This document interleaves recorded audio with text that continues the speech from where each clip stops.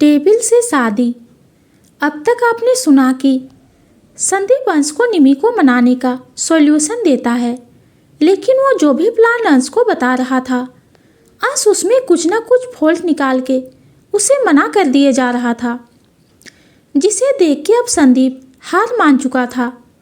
और अब अंश ने थक हार के कहा, स्टॉप इट, तेरे से कुछ नहीं होने वाला है, इसीलिए तुम शांत हो जाओ। तो तुमने किसी नॉर्मल लड़की से शादी क्यों नहीं किया? किसने कहा था कि फुलन देवी से शादी करने के लिए? अब तू भुगत, मेरा क्या है। मैं एक बार बोलूँगा कि मुझे कुछ ठीक नहीं लग रहा है और ऋचा सारी लड़ाई भूलकर मुझसे बात करने लगेगी, संदीप ने कहा, जिसे सुनकर अंश एक गहरी सांस लेकर बोला, ठीक है, तू फ़ोन रख, अब आगे।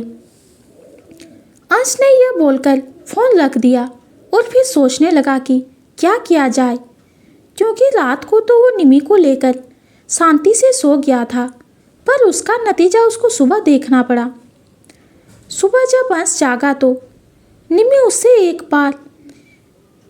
बार भी बात नहीं की। कुछ ही देर में अंश ये बात समझ गया कि निमी उससे नाराज है। अंश ने बहुत कोशिश की कि निमी उससे बात करे, लेकिन उसका कोई फायदा नहीं हुआ और निमी उससे नाराज ही रही। अंश अपनी आंखें बंद किए हुए बैठा हुआ था और सोचे जा रहा था। अंश अच्छे से समझ सकता है कि निमी ऐसे रिएक्ट क्यों कर रही है। अगर वो भी निमी की जगह होता और ऐसा कुछ निमी के साथ हुआ होता तो शायद उसका रिएक्शन इससे भी बुरा होता। वहीं कॉलेज में आज निमी भी कॉलेज आई थी, क्योंकि उसे अपने असाइनमेंट सबमिट करने थे, जिस वजह से निमी खुद कॉलेज आई और उसका मन भी था कि वो थोड़ी बाहर जाए। आखिर वो बहुत दिनों से घर से नहीं निकली थी और अदिति की वजह से उसे घर में रहना ही पड़ता था। निमी कॉलेज की ओर मिता से मिलने के लिए गई और अंश की सारी बातें उसे भी बता दी और कैसे अंश उससे बातें छिपाया यह भी बताई। निमी की सारी बातें सुनने के बाद मिता बोली, तो भाई ने ये बात जान के छुपाई जिससे तुम्हें बुरा ना लगे। ये क्या बात हुई? उन्होंने एक बार भी यह नहीं सोचा कि मुझे जब पता चलेगा तब क्या होगा। वो तो सब अपना कर रहे थे, निमी ने मिता से कहा। मिता को भी निमी की बात सही लगी। अब ऐसे किसी से बात छुपाया जाए और वो भी उस इंसान से जिसके लिए अब बहुत ज़रूरी हो, तब तो ये बात किसी को भी बुरा लगेगा। निमी की बात को समझते हुए मिता बोली, हाँ ये बात तो तेरी सही है, पर अब कुछ नहीं कर सकते हैं। लेकिन तुम भाई के पॉइंट ऑफ व्यू को समझो। मुझे नहीं समझना, उन्हें चोट लगी थी, उन्होंने मुझे बताया क्यों नहीं? ये बात उन्होंने मुझसे क्यों छुपाई? निमी को देख के ये साफ साफ पता लग रहा था कि वो कितने गुस्से में है और अब इस बार वो नहीं मानने वाली। मिता को तब अंश की टेंशन होने लगी कि अब अंश क्या करेगा इस निमी को गुस्से को शांत करने के लिए। मिता अपने मन में बोली, यार ये लड़की तो अपने गुस्से को ख़त्म करने का नाम ही नहीं ले रही है। पता नहीं मेरे भाई का क्या होगा।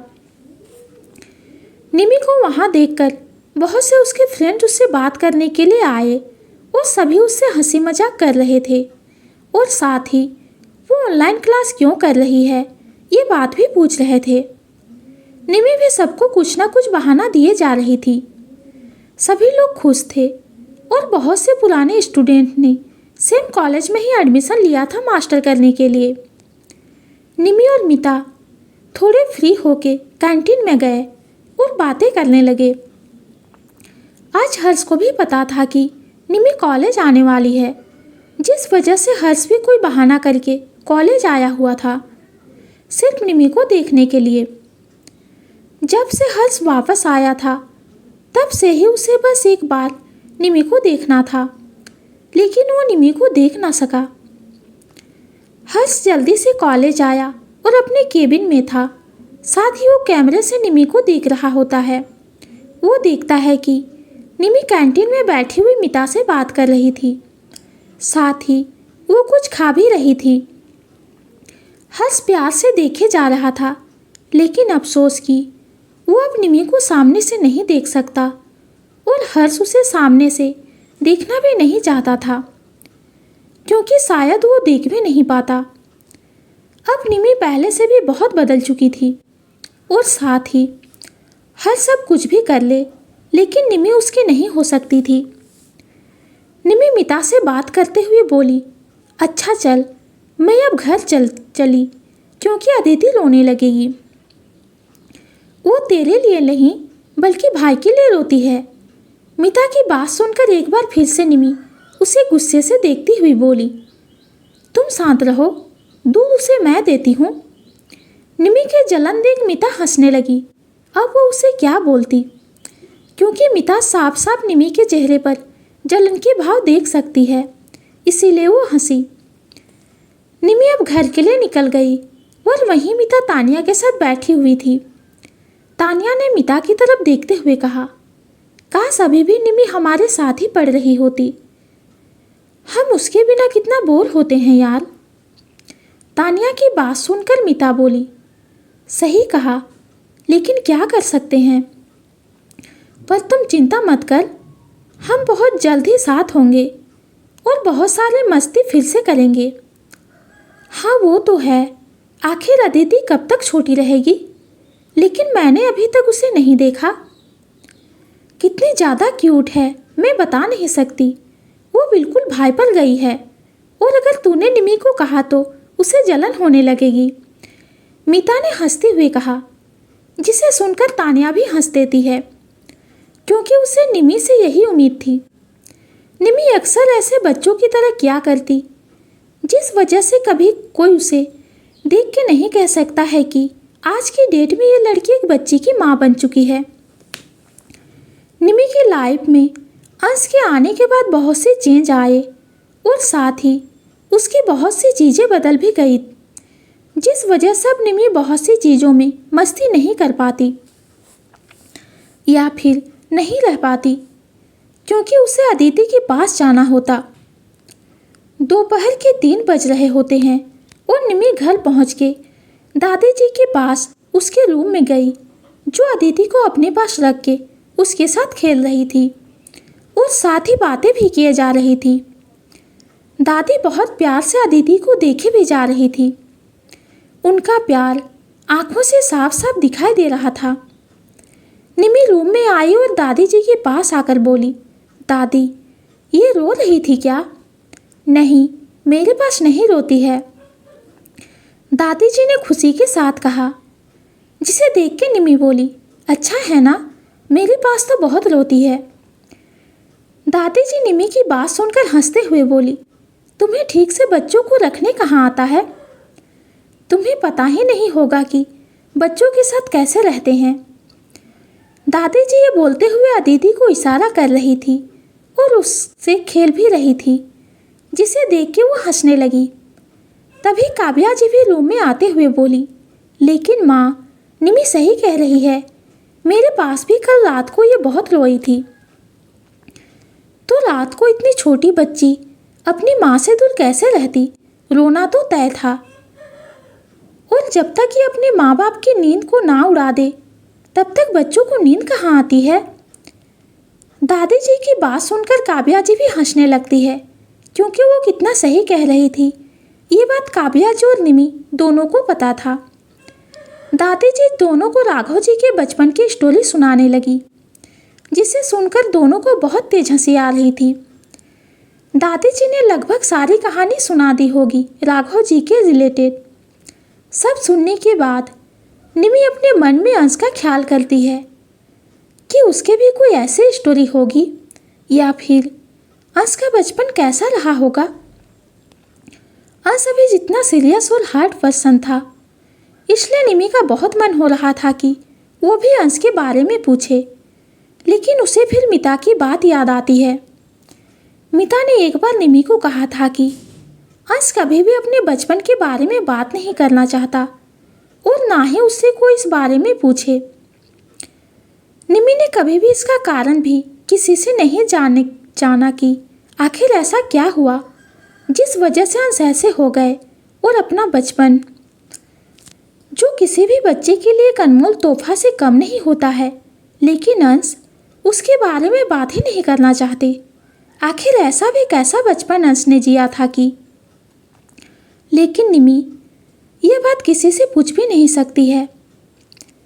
निमी यही सब अपने मन में लिए हुए अदिति जब खेलते हुए सो गई थी, उसे अपने साथ रूम में लेकर आई और उसे झूले में सुलाकर फिर से अंश के बचपन के बारे में सोचने लगी। रात का समय हो चला था और सभी अपने अपने काम से घर लौट चुके थे। वहीं निमी भी अंश का वेट कर रही थी। वैसे तो वो अंश से नाराज थी, लेकिन वो अंश के चिंता करने से खुद को रोक नहीं पा रही थी, खास करके तब जब उसे पता है कि उसे चोट लगी हुई है। निमी भले ही अंश का वेट कर रही थी, पर वो ऐसे जता नहीं सकती, इसीलिए वो अपने कॉलेज का काम करने लग गई, जिससे वो ज़्यादा देर तक जगी रहे और अंश को पता भी ना चले कि निमी उसका वेट कर रही है। बहुत देर होने के बाद भी जब अंश नहीं आया, तब निमी टाइम को देखते हुए खुद से बोली, पता नहीं ये कहाँ रह गए हैं, इतनी देर हो गई है और ये अभी तक आए नहीं। निमी ने इतना कहा ही था कि तभी अंश रूम में एंटर किया और वो बेड पर बैठे हुए निमी को देखा, जो अपनी पढ़ाई करने का दिखावा कर रही थी। अंश ने जब एक नज़र निमी को देखा, तभी समझ गया कि वो उसका ही वेट कर रही थी, वरना अभी तक तो वो सो जाती है। अंश निमी के पास गया, जो पूरी तरह से अपने फ़ोन में डूब चुकी थी और अंश की तरफ देख भी नहीं रही थी। ये देख के अंश उसके पास बैठा और बोला, निमी। अंश ने निमी का नाम लिया, लेकिन निमी ने उसे पूरी तरह से इग्नोर कर दिया और अपने काम में लगी रही। ये सब देख के अंश को हंसी भी आ रही थी, पर वो कुछ कह भी नहीं सकता था, क्योंकि इस बात पर निमी और भी ज़्यादा गुस्सा हो जाती और ये बात भी अंश के ही अगेंस्ट जाती।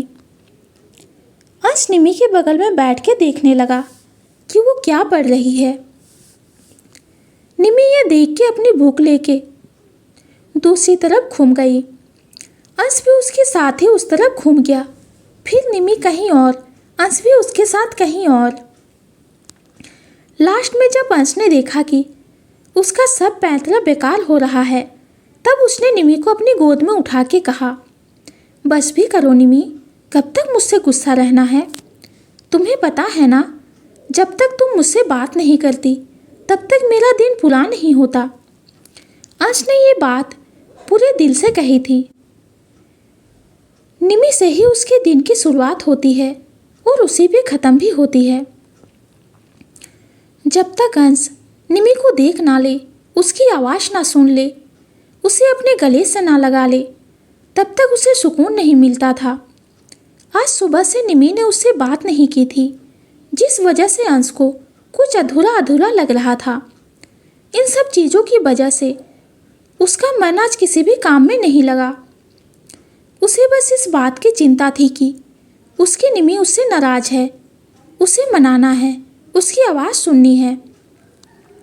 अंश ने निमी को गोद में उठा तो लिया था, लेकिन उसके हाथ में गोली लगने की वजह से बहुत दर्द होने लगा। अंश निमी को नीचे नहीं उतार रहा था और निमी नीचे उतरने की कोशिश कर रही थी, जिस वजह से निमी का पैर अंश की चोट पर लग गई और वहाँ से खून निकलने लगा। पहले तो निमी और अंश को पता नहीं चला, क्योंकि तब अंश ने ब्लैक कलर का कोट पहना हुआ था, पर थोड़ी देर बाद निमी को अपने पैर में कुछ गीला लगा। जैसे ही निमी को ये फील हुआ, उसे समझ आ गया कि क्या हुआ है। वह चिल्लाते हुए बोली, अंश, मुझे नीचे उतारिए, आपका खून निकल रहा है। निमी ने ये बोल के खुद को जल्दी से छुड़वा लिया और जब दोनों ने देखा उस जगह से खून आ रहा है, क्योंकि वो घाव अभी ताज़ा था, जिस वजह से निमी के पैर लगते ही खून आने लगा। निमी की ये सब देखते हुए आंखें नम होने लगी और वो जल्दी से अंश का कोट और शर्ट खुलवा देती है और देखती है कि अंश की पूरी पट्टी लाल हो चुकी है। ये सब देख के निमी के आंसू तो जो थमे हुए थे वो बाहर आने लगे और वो रोने लगी। अंश अपनी निमी को रोते हुए देखकर बोला, बस निमी, नहीं रोना, ये तो ऐसे ही हो गया है, मुझे दर्द नहीं हो रहा है। इतना खून निकल रहा है और आप कह रहे हैं कि दर्द नहीं हो रहा है। ये सब मेरी वजह से हुआ है। मैंने पैर क्यों मारा? निमी ये बोल के खुद को कोसते हुए रोने लगी। अंश उसके आंसू पोंछ के बोला, अरे बस जान, पहले मेरा बैंडेज तो चेंज कर दो। अंश की बात सुनते ही निमी ने उसे सोफे पर बिठा के फर्स्ट एड बॉक्स लेके आई और उसकी पट्टी को चेंज करने लगी। साथ ही उसकी आंखों से आंसू भी गंगा यमुना की तरह निकल रहे थे, जिसे बार बार अंश पहुँच के चुप करवा रहा था। निमी बहुत कुछ बोले भी जा रही थी। पट्टी चेंज होने के बाद अंश निमी को बाहों में लेके बोला, ये सब ठीक नहीं है, तुम इतनी स्ट्रॉन्ग गर्ल हो मेरी, और ऐसे बच्चों की तरह रो रही हो। ऐसे तो मेरी बेटी भी नहीं रोती। कुछ भी, आपने मुझे फिर से बच्ची के साथ कंपेयर किया है ना। अब तुम काम ही ऐसे करती हो तो क्या किया जाए। अंश ने वैसे ही निमी को गले लगाते हुए कहा, जिसे सुनकर निमी आगे कुछ नहीं बोली। उसे अभी भी अंश के चोट को देख देख के दर्द हो रहा था। वो कहते हैं ना कि प्यार चीज़ ही ऐसी है जो दूसरों की तकलीफ से भी रूबरू करवा देती है। हर वो इंसान जो प्यार किया वो प्यार के दर्द को समझ सकता है। प्यार में कैसे खुद को भुलाया जाता है ये भी समझ सकता है। अंश को निमी से पहले कभी ऐसा नहीं लगा था कि कोई लड़की उसकी ज़िंदगी और सांसों में काबू कर लेगी, कोई ऐसे उसके लिए ज़रूरी हो जाएगी। और निमी को भी ऐसे कभी नहीं लगा था।